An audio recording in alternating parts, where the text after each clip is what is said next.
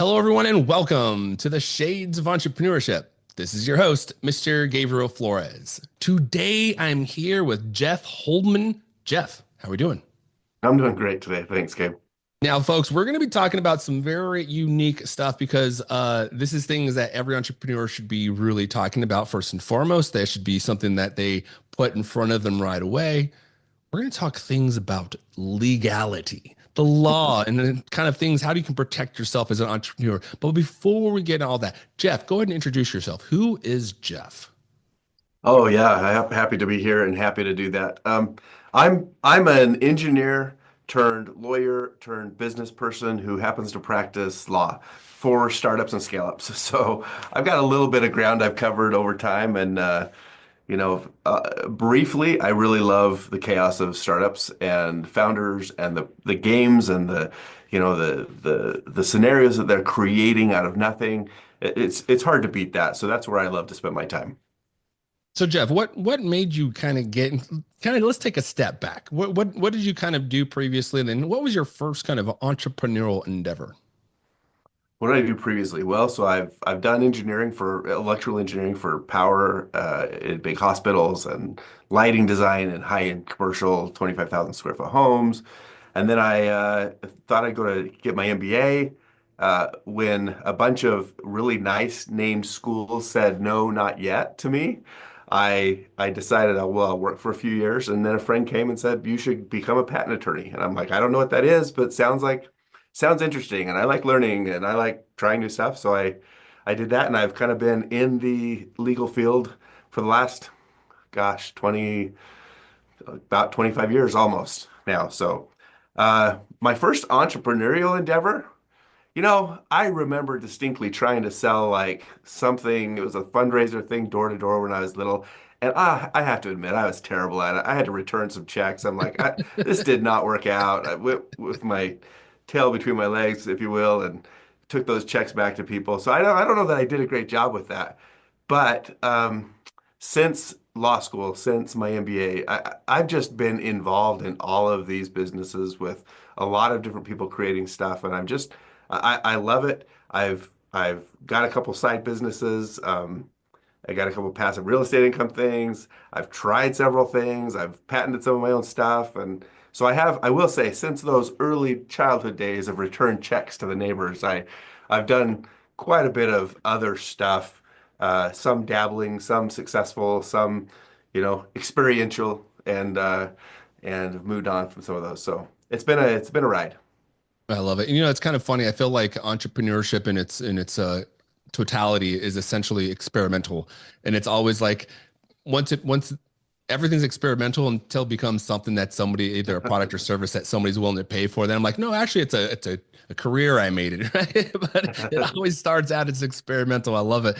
Now let's talk a little bit about the legal stuff because I think there's a lot of value here that we're going to hopefully get out of this show today. First, let's kind of drill down to the very basics. So when somebody, let's say, let's talk about the importance really of like the LLC. Just very simple. Let's start from that. And then I kind of want to get into the patents and copyrights a little bit more into your Yeah. world. So let's first kind of talk about why should an entrepreneur have either an LLC or an S corp or some type of protection for their business? Yeah, so the bottom line is by setting up the right entity structure and treating it like a business, you basically insulate yourself to some degree from a lot of the potential liabilities that come along with operating a business. I've been in the franchise world a little bit in one of my side businesses, and in the franchise world, you're in the all of these agreements with the franchisor, and you're in these agreements with, if you're leasing space from some small or large landlord, and you're buying equipment from places, and you're entering into agreements with banks. Now, there's a split here because there's a lot of things you can do as a business where you enter into agreements, and if the business goes sideways or if something happens, there's liabilities. In some instances, if you have to, and hopefully nobody ever has to do this, but in reality, a lot of people do. The business doesn't work out, something bigger than the business comes along and becomes an obstacle, and they have to shut the business down. And to the extent that you don't agree to additional personal liability outside of the business, that business operates as a shield for your personal liability, and all of the agreements and all of the liabilities stay with that business. So when you shut it down, they go away from you personally. Of course, you can contract outside of that, and you can say, well, I'm going to give a personal guarantee in addition to my business agreements, and that kind of works around that. And so a lot of times in small businesses without an operating history, you'll see that happen. But the biggest legal benefit is that insulation from liabilities. Yeah, and folks, when you think about like insulation from liabilities, think about it the way I kind of started thinking about business in particular, like for example, folks, the Shades of Entrepreneurship, the podcast we are on, it's actually owned by Creatively Insane. That's the LLC, right? That owns the podcast. And again, you can check out the shadesofe.com. We'll have all this information. We'll have Jeff information in there as well. But think about it as like a pool. So I have my own personal life, and that's my, small little hot tub over here. And then the Shades of Entrepreneurship, they have their own little hot tub. And then Creatively Insane, it has its own little hot tub. And so if somebody comes after the business, the Shades of Entrepreneurship, they're going to come after only what's in that hot tub, right? So whatever is in that specific hot tub, that's where they're really focusing on. And it's also important because if you come up with some intellectual property, that you want to, where we're going to get into either put a patent on a copyright or things of that in a trademark, you're going to kind of want to have it underneath usually some type of business. You don't want it under usually yourself sometimes. And I'm interested, Jeff, to kind of hear your thoughts on that as well. But first, let's talk about the difference between patents, copyrights, and trademarks. What are those, and why should entrepreneurs be interested in knowing more about it? Yeah, let me back if I can, if you don't mind, just Yes, because I please. love your hot tub analogy, and you'll see that, and you'll see that play out a lot of times in real estate holdings, right? You buy a piece of property, you want that held in a separate LLC. You don't want it in an LLC with another property because the liabilities for one, you don't want to hurt the other property, right? You want to keep those isolated, not just from you personally, but from each other. So your hot tub analogy keeps I guess the hot tub water contaminated in one hot tub from There you go. contaminating the water in the other hot tub also. So I really like that. So IP, what was your question? It was about let's talk about IP. Yeah, let's talk Uh, about the difference between like copyrights, patent, and trademarks, and why should yeah, entrepreneurs be interested in knowing about it? Yeah, this is a great question because a lot of people come to me, hey, I got an invention, I want to trademark it. I'm like, no, you want to patent it. I've got a brand, I want to patent it. No, you want to trademark it. So at a really high level, patents cover inventions, new things that you create. It's the structures and functions of something that happens. A lot of times it's a tangible product or a tangible device that you create. And so it's the invention that you've created, right? That's patents. Trademarks cover brands, anything that you identify and use as a brand asset. So something you're putting out into the marketplace to say, this is my brand. That's trademark material. And then copyright is anything that is a work of authorship. So some unique work of authorship. It could be anything from paintings to songs to lyrics to books to magazine articles to you name it. If you came up with it and it's creative and you authored it, although we might not think of a painter as an author, if you authored it or you created it, then that's subject to copyright.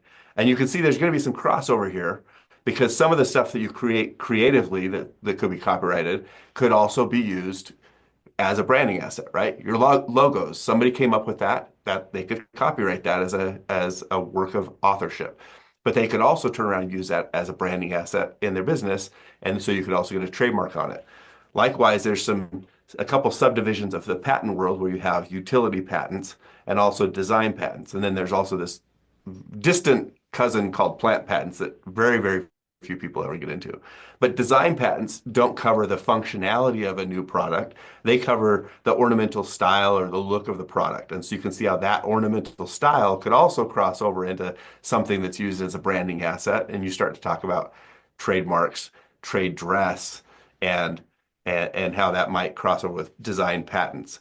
So the best way I think to think about this is really layers, right? You've got a business and it's creating things, and they might be copyrighted things or patentable things or trademarkable things, but you're creating this intellectual property in your business, and you want to find the right layers of intellectual property to protect the right assets in your business. And doing all of that is going to build this, hopefully this web of valuable intangible assets that will increase the value of your business. Yep, and true story, folks.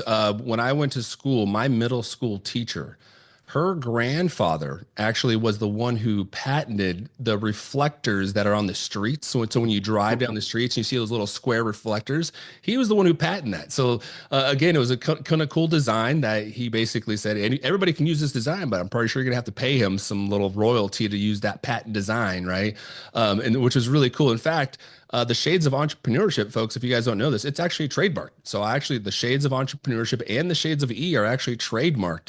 And in regards to Jeff, to the logo, for those folks that know, Latino Founders, right, the nonprofit I've co-founded and currently president of, we actually submitted for Pitch Latino. To be trademarked as well, the logo. Now, interesting enough, Jeff, I think you might find this pretty interesting. You're probably aware of this as well. We did have to put a bit of a disclaimer on there that we were not actually trademarking the word Latino, but we were actually trademarking Pitch Latino in its entirety. Because Yep. again, you can't trademark. Why can't you trademark Latino? Well, so the what you want what the U.S. Patent and Trademark Office does is they tell you that they have to look at the trademark as a whole, right? And they're just being extra careful, I would say. The trademark examining attorneys who work at the Patent and Trademark Office, are actually really friendly and really good, but they are careful, and so they want to make sure that they're not creating some, we call it a file wrapper, but really they don't want to create some back and forth communication, some written history that might make somebody think that they have the right that's broader than they really do. So that disclaimer process is just exactly like you're saying. They want to make sure that the applicant understands that they don't get the right to tell everybody else they can't use that certain word. And that's because that word is by itself not trademarkable for the types of products and services that you're applying for. And so they don't want anyone to have exclusivity over words that are really generic words or very common words in a field that those words need to be used to describe what's happening, you know. Whereas when you say pitch Latino, you're really talking about you created, I presume, a unique phrase. And when you look at that phrase as a whole, maybe nobody else is using it for the same type of thing you're doing. And so they're going to look and say, well, this nobody else is using it, and it meets this tiered kind of examination or assessment of description or descriptiveness, so that you're not just using a generic word to describe a generic thing that already exists. And they want to make sure there's these levels of uniqueness before they give that to you. And they don't want you to have any expectation that Latino is your word.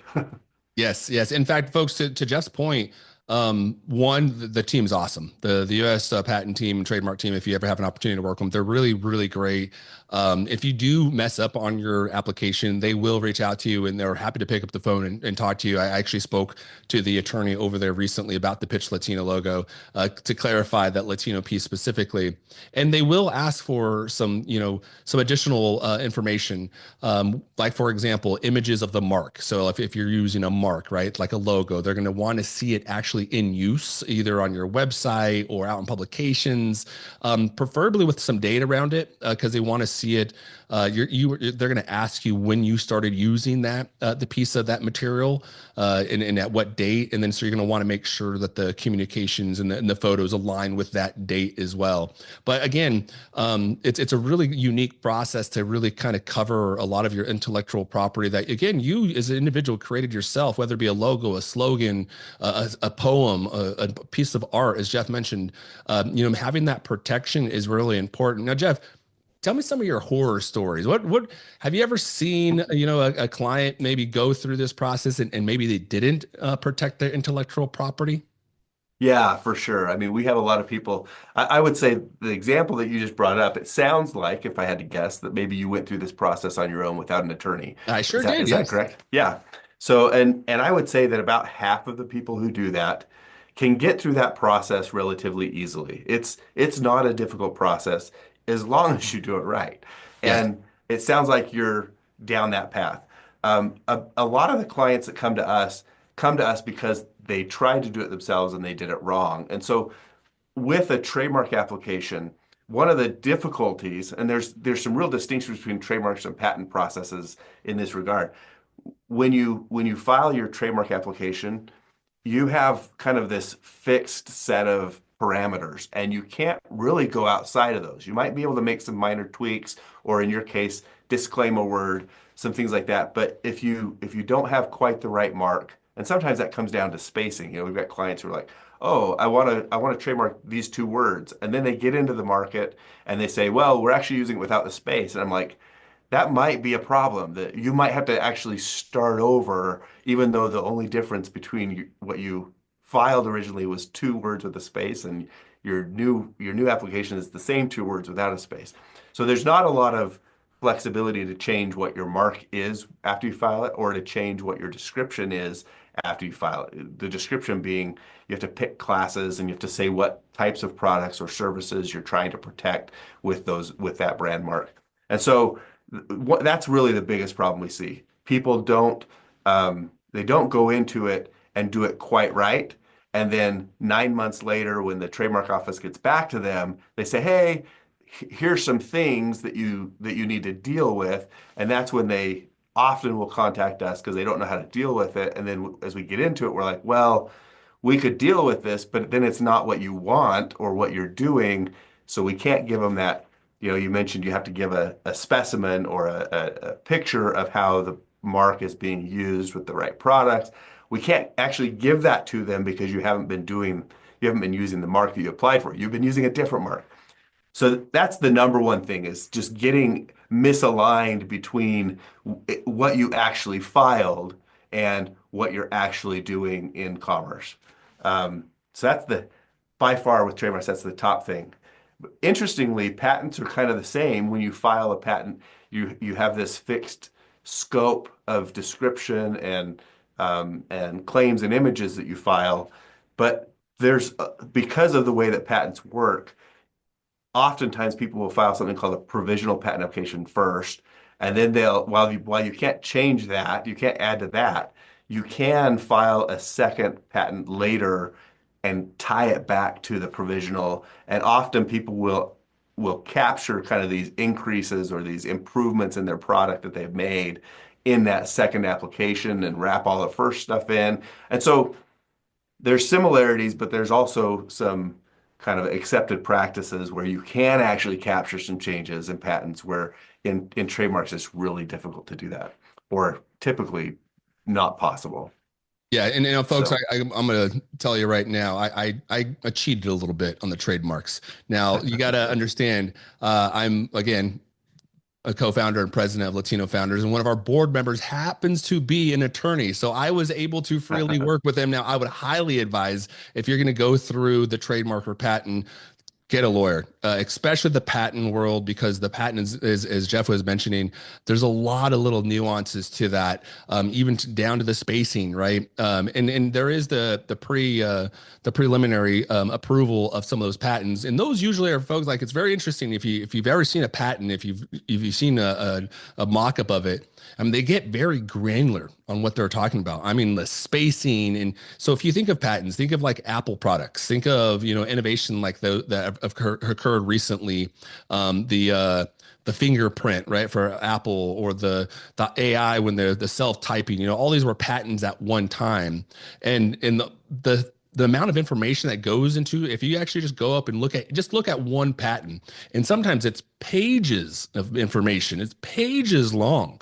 So it's really unique about the information that kind of goes in there, and then how you kind of continue to, as Jeff mentioned, just like any entrepreneur would, right? They're going to see a problem, they're going to try to solve that problem, and they're going to continue to try to make that solution even better and better and better, right?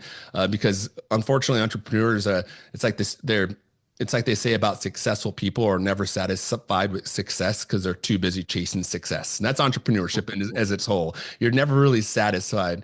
Now, what would you say some of the, like, when would you say are the good times to really kind of start to look at, let's talk about trademarks specifically. When is a good time for an individual, an entrepreneur, to really start to think about the trademark versus maybe now's not yet the time? no, I love this question because this is what I would have said for my number two problem that people run into with trademarks and patents. And so this aligns very nicely. You really, the way I view it, because I work with a lot of startups, and startups have limited budgets, right? They're trying to create a product, launch a product, market the product, sell the product, and then we're over here saying, "Oh, by the way, you should spend some money on your legal stuff." And they're like, "Oh, really? I don't have any money for that," right? So we look at it oftentimes in terms of staging the process out and getting the critical stuff done first, and saving some of the more expensive or pieces that can be delayed for later. And so people really should start with the trademark process, the same with the patents, but trademarks and patents, they should start as early as possible with understanding what their environment is. And so we often will do a little bit of searching up front to understand, well, you want to use this mark in this field for this type of service or this type of product. What are the obstacles you're probably going to run into? And doing just a little bit of searching up front can usually give you a lot more confidence that you've identified the kind of the clear path forward. Or it can at least tell you, hey, you really want to do it this way. It's not a very clear path forward, and you'll know what those obstacles are. I think this is especially important in branding because it depends on the type of business, but every business, I see some businesses and they come to me and they're like, "Hey, I'm going to do this thing, and I've got this brand, or I've got this, I'm just going to call it, my last name, or I'm going to do whatever." And I'm like, "Why? You're spending all this time building a business. Why don't you build the brand with it too?" Because in the end, companies that have a registered trademark, they have this branding element to them, statistically sell for more money than those that don't. And if it's going to take you a few years to build this up, get your service out there, get your customers going, your market referrals, whatever it is. Why not build the brand in parallel with that? And so let's do a little bit of searching up front on a unique, trademarkable brand name. And we don't need to put a lot of effort into it. We just need to know that this is what you're going to launch with.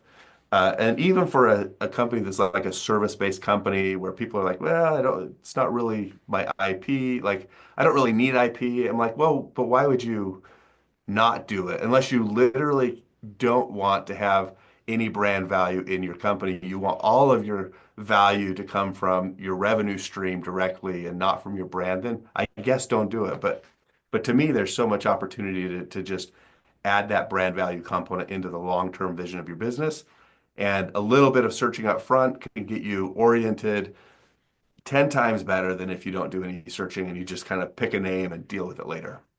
Yeah, and that's exactly kind of what I was doing, folks, is I really wanted to, I knew my focus was going to be in the entrepreneurship ecosystem, really kind of doing business coaching, mentoring. Obviously, Latino Founders is a 501c3 nonprofit with a goal of scaling 100 Latino businesses to $1 million recurring revenue in 5 years. Now, the Cool. $1 million is really important, right? Because that's really becomes a hobby to a career. That's where the founder can actually pay themselves a competitive wage and pay their employees a competitive wage, right? And so that's really where it becomes I can quit the 9 to 5. And with that said, the reason I trademarked the Shades of Entrepreneurship is because I knew I was going to start the podcast with the goal of hoping, eventually utilize a lot of the content. Thank you, Jeff, for being on the show. Utilize a lot of its information to eventually write a book, right? To help individuals start their own business.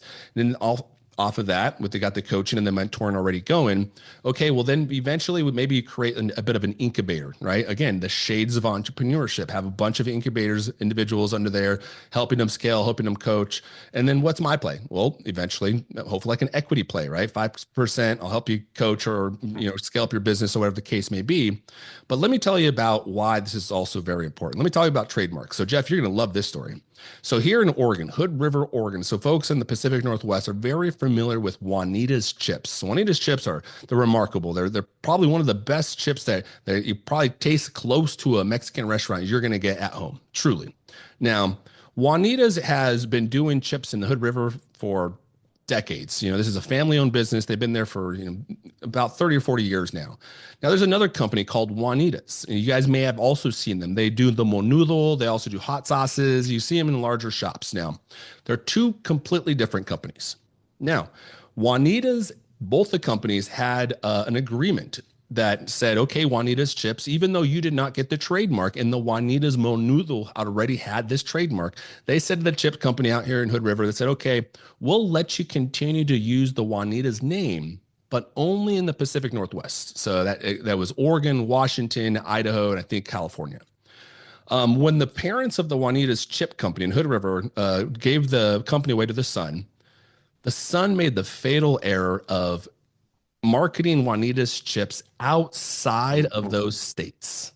Right. So he started Juanita's outside of the states that, again, were agreed upon based on this trademark that the Juanita's Monoodle company already had and said, you can't do it. Well, that ended up shooting himself in the foot.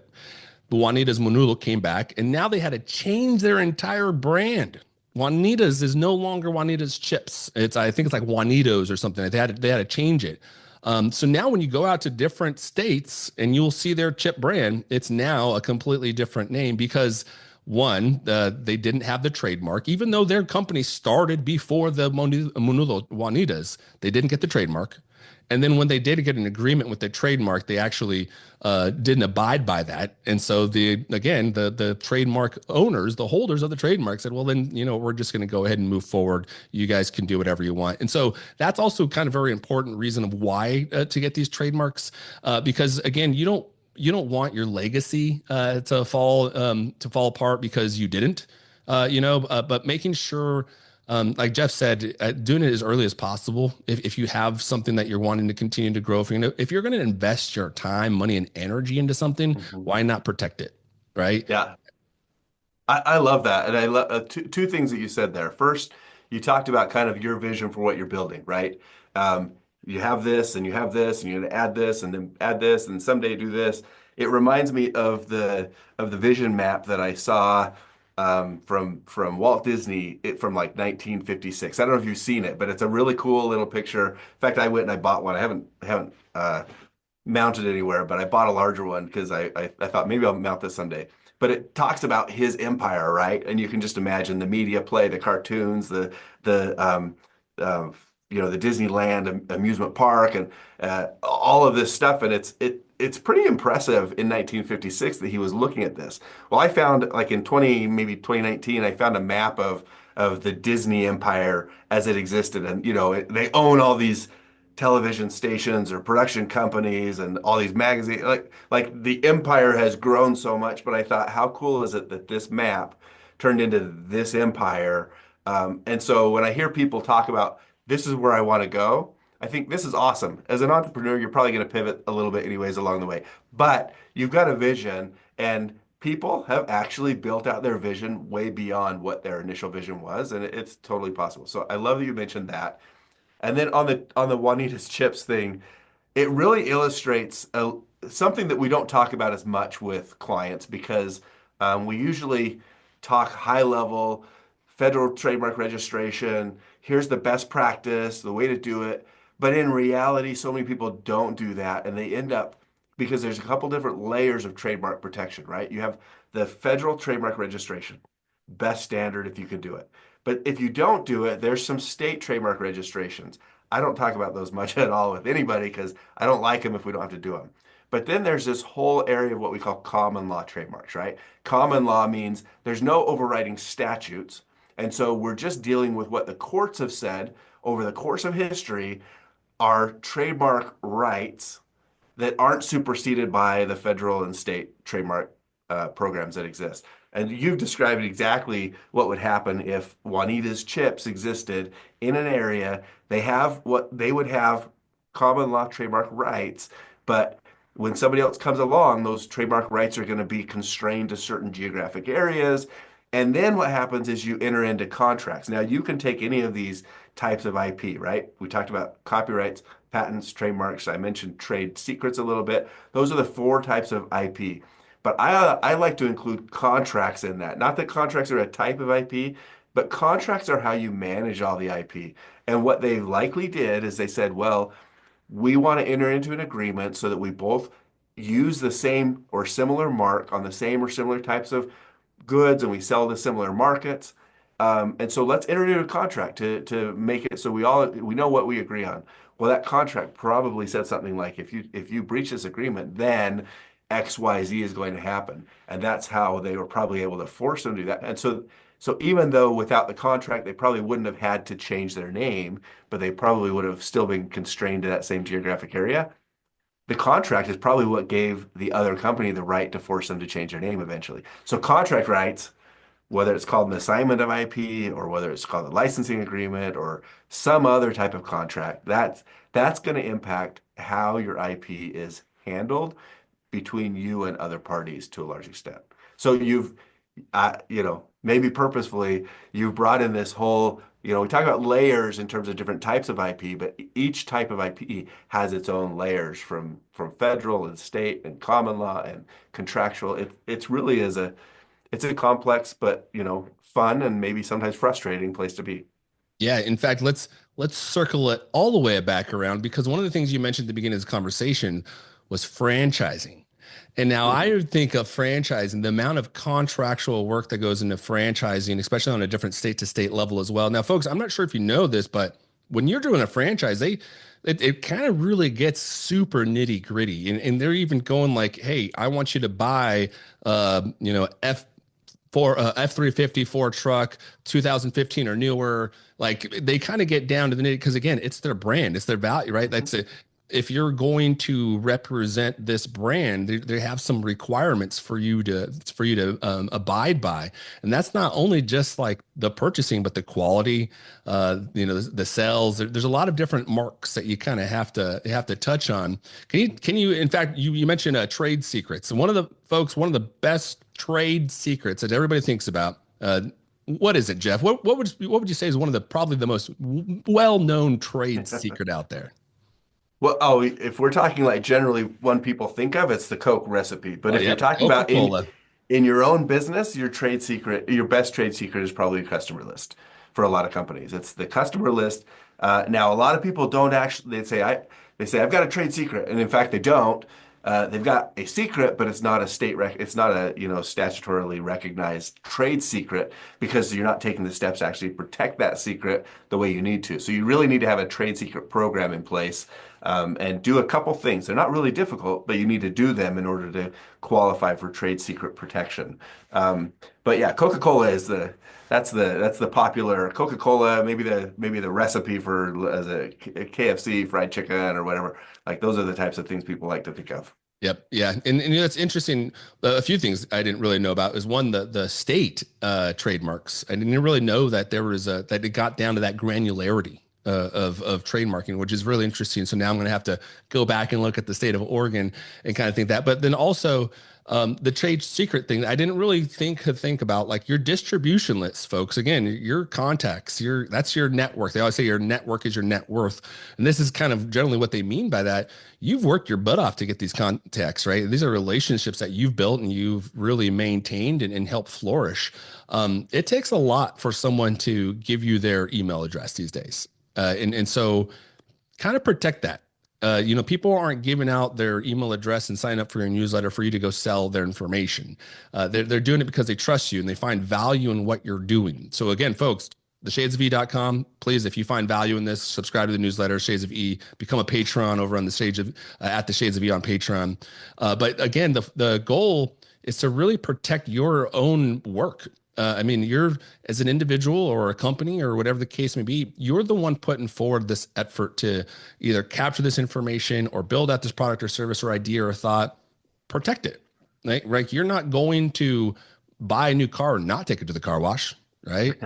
I mean, you're not going to walk around without shoes on all the time. Eventually, you got to protect. You're gonna sometimes you're gonna wear a jacket when it's cold out. You're gonna put on some sunscreen. Nobody's stronger than a damn sun, so put on some sunscreen, people. It's just those things that to protect yourself.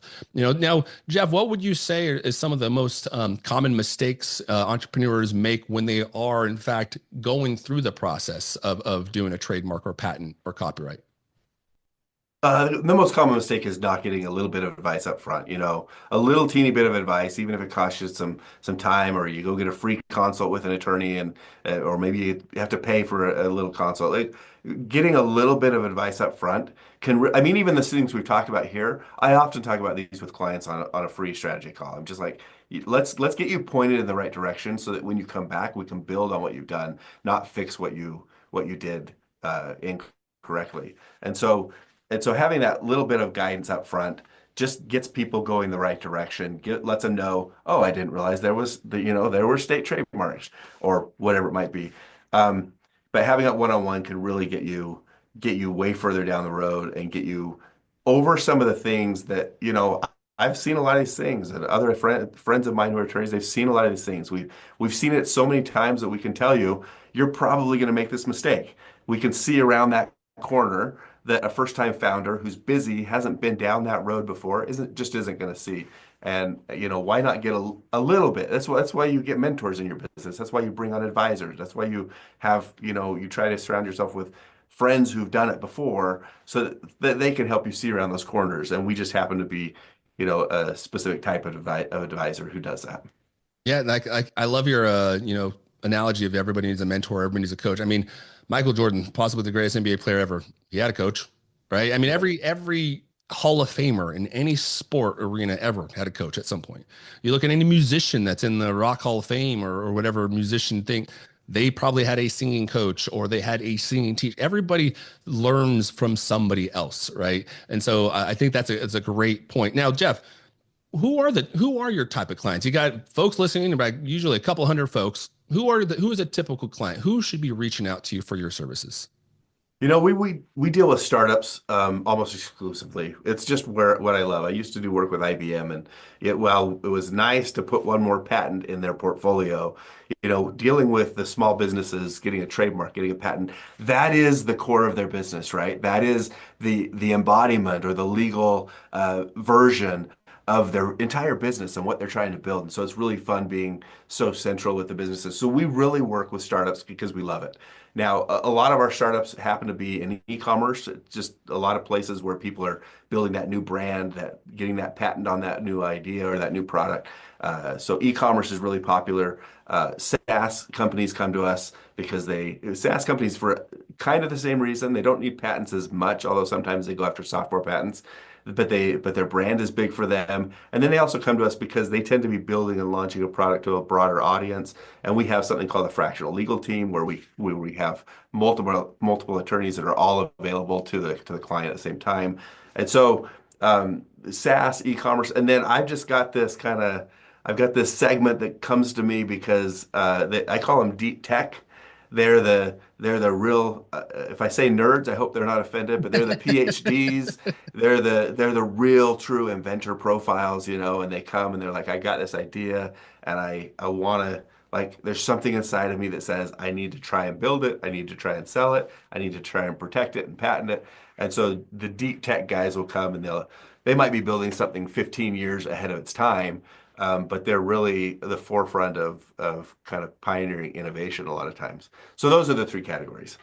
Nice. And I'm gonna piggyback on your nerd comment here, folks. Now, if one of the things I would encourage, stay nerds. Like draw, color outside the lines, be innovative. I think too often when we grow up, we're constantly told to, stay within the lines, or don't do that and don't be creative. No, absolutely not. I want you guys to create. I want you to innovate. I want you to do the most craziest thing possible and see if it works. And then if it doesn't work, try it again. And then if that doesn't work, try it again. I want to see innovation that 30 years from now, we're going to be like, wow, I can't believe that so and so made that 30 years ago. That's where really the innovation starts. And it starts at a very young age, being able to feel that you can freely explore and test things, take a piano apart and see if you can put it back together. I mean, you might not be able to, but it was a fun try. Take your RV car apart, or take things apart and look at them, see how they work. Ask questions. There are no dumb questions. Nobody knows every single thing in the world, right? There's a lot of things we know. There's a lot of things we know we don't know, and there's a lot of things we do not know that we do not know. And the beauty of it is actually discovering those things that we did not know because that is actually creates insight into other areas that you didn't know about. It also creates some innovation and thoughts within your own world of like, wow, man, I can maybe do something different. Maybe I have a new thought or idea for a business, So, Jeff, for those folks that are interested in connecting with you, they maybe want to connect and become one of your clients. How can they get a hold of you? Yeah, I'm available on LinkedIn quite a bit, so I just love to post and have some conversations there. You can find me there. It says something, look like me, but it also says something about building fractional legal teams. Pretty easy to find. Just don't send me a solicitation, or I'll probably miss your miss your connection request. So LinkedIn's one place. The other place on our website, you can actually see my calendar. Potential clients can sign up for a free 30-minute strategy call. We'll walk through some of this stuff, What's the business that you're working on, or what ideas are you kind of throwing around? What messes have you maybe made so far that need a little bit of cleanup, or where are you headed? What's your vision, your roadmap that you're on? I just love to talk with innovators and innovative companies about this stuff. And who knows? Maybe I'll talk to the next guy who's driving down the road and can't see the lines very well and says to himself, "Man, shouldn't there be a way to see these lines better? What if I created this reflective piece of plastic and put it on the roads, just like your teacher's grandpa or whoever that Yeah. was that you mentioned at the beginning of the episode?" So I'm telling you, folks, and you gotta. I would encourage you to go check out some patents that have just go look at there. There's usually online, and you'd be surprised at some of the things that you can patent. Truly, to like the way you fold a paper plane kind of thing. I mean, it's just very unique things that I was very fascinated by. I think you guys might be very fascinated by it. But the most fascinating piece is the fact that again, you can protect your thought or an idea because that is in fact yours. Somebody else can't take it and they can't monetize it because it's yours.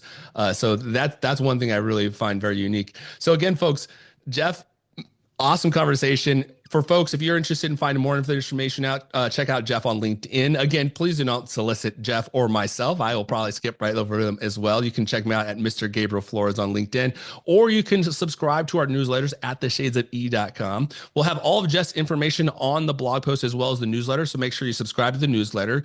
And then we'll also have some link backs to Jeff's website, his photo and blog post, so you make sure you have all that information there on the website. Jeff, before we go, is there any last words you have?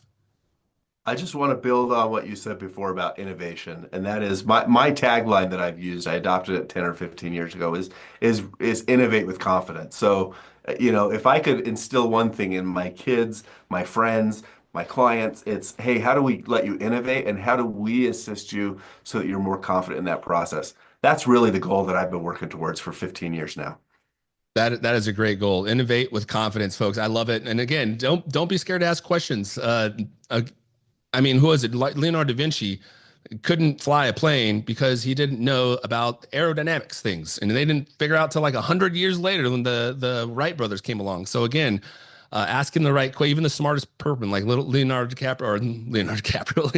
Vinci still has troubles figuring things out. And again, it's just taking some time asking questions. There's a lot of people out there. The beauty of entrepreneurship is you're going to find people that are willing to help you grow your business because their success is your success and vice versa, And so get out there, network, shake some hands, kiss some babies, and don't be afraid to ask questions. And again, as Jeff said, innovate with confidence. Thank you and have a great night.